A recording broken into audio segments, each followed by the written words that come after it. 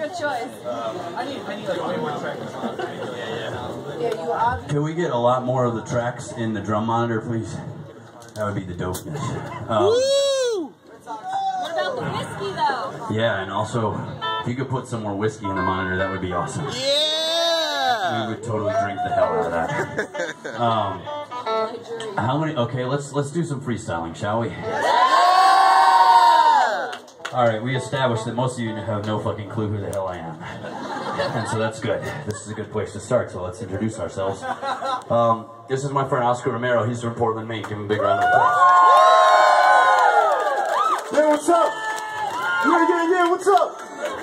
Oh, look at that. A rare vocal appearance by Oscar. Yeah. Earlier in the hotel room, he was like, I think I'm going to talk when you introduce me tonight. What is it? How would it be if I just went, yeah?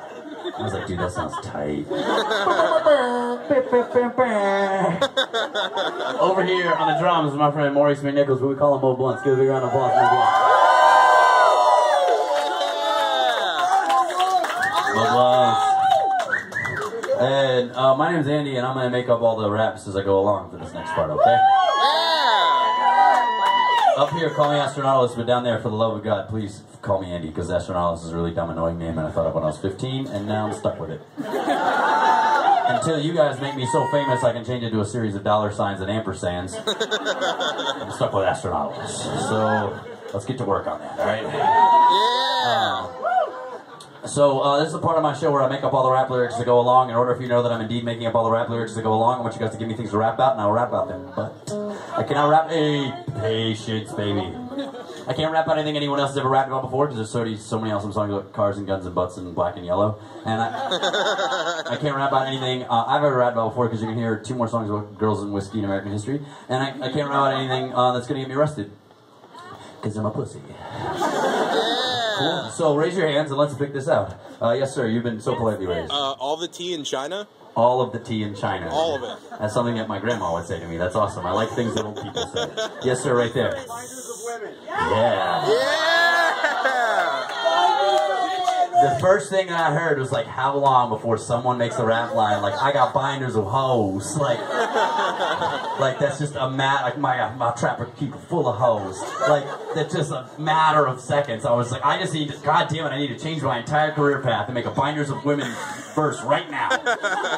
But instead I watched ESPN and I went to bed because I'm tired because I've been on tour for a month. Yes, right there. Underpaid Pokemon working in China. An underpaid Pokemon working in China. Piggyback with all the tea in China and binders of women. We're going on a very human trafficking route with this. Fucking Wednesday in Philly is gonna get steamy. Yeah, what do you got right there? Octopus. Nah, I've already rapped about octopuses before. What you got? 7%. What's that?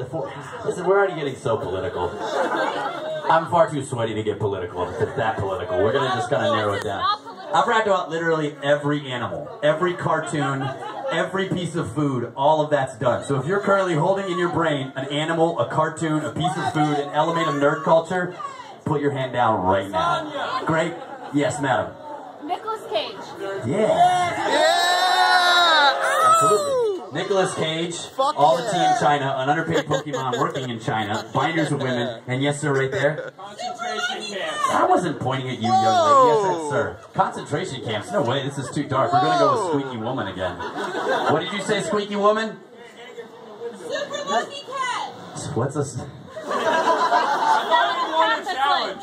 It's a... Wow, we're very Eastern Asia tonight. Wow, this is very multicultural. It's because we're really close to Chinatown, right? Yeah, this is cool. You guys are getting in the vibe with the whole thing. I love this. This is great. Okay, let's review. Super Lucky Cat, underpaid Pokemon working in China, all the tea in China, Nicolas Cage, and binders of women. That's a good 5. I feel very good about that 5. Let's rap over this big crit beat. It's going to be a really touching ass freestyle about binders of women.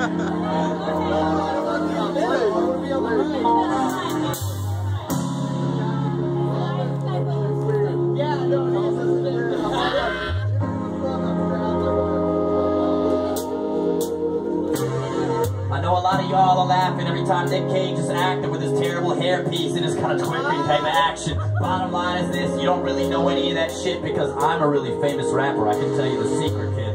Since I'm world famous with 1 million people watching my shows, I know a lot about Nick Cage and celebrities, yo. Things that you don't get to know because you ain't on celebrity Twitter. Yeah, it's just like yours, but the word count is much bigger. So anyway, this is it. I tap into that net and I see Nicolas Cage talking about the shit he's on, kid. They don't let the regular people know about. See, he just acts, but that's just all a clever disguise for the true things that he has.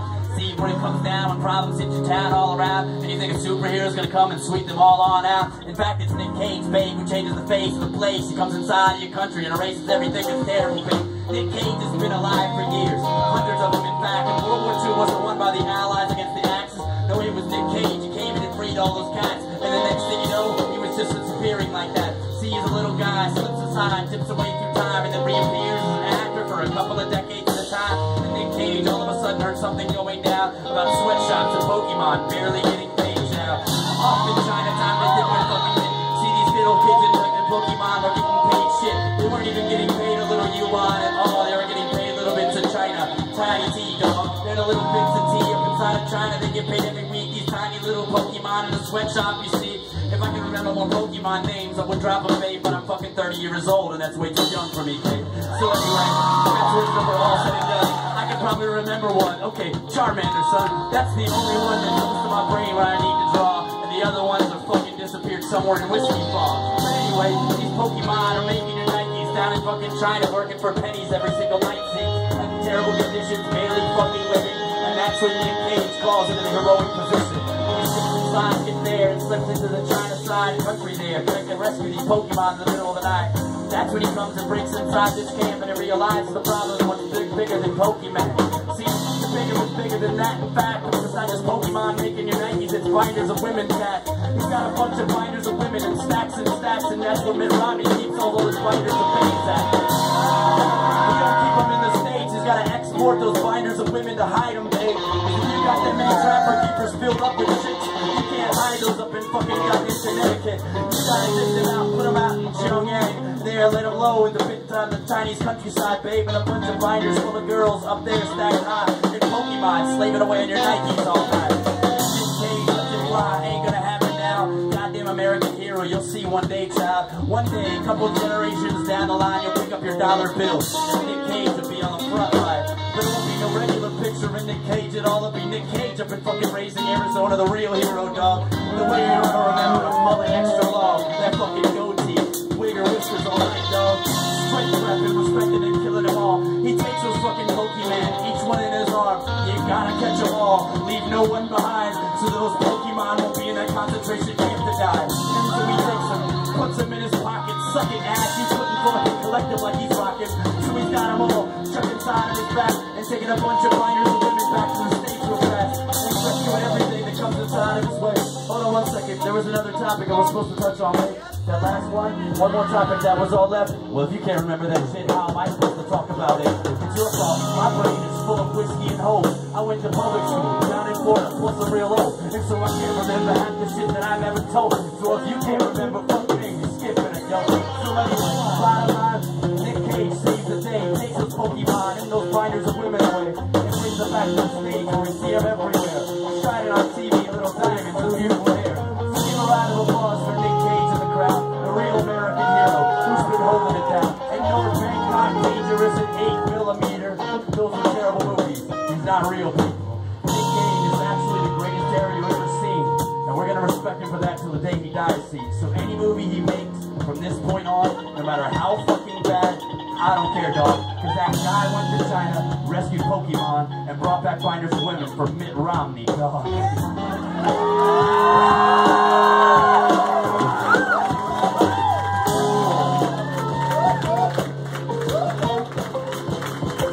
That's all I gotta say about Mitt Romney. Give it up for Oscar Romero. Give it up for Mo Marks. Let's do 2 more songs. And then the motherfucking Philbots are gonna come up here and fucking sing it.